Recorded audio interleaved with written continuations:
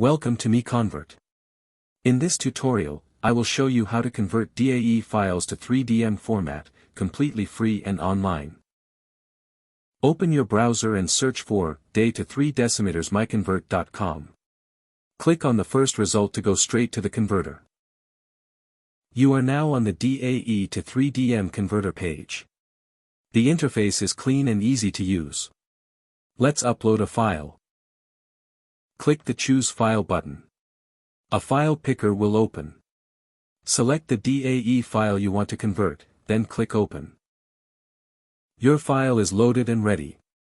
You can see the file name, size, and destination format. Click Convert now to start the conversion. The conversion is in progress. You can see the progress bar moving. This usually takes just a few seconds.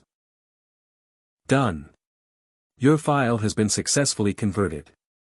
Click Download to save the 3DM file to your computer. That's it. Visit MiConvert.com for more free conversion tools. Subscribe for more tutorials. Thanks for watching.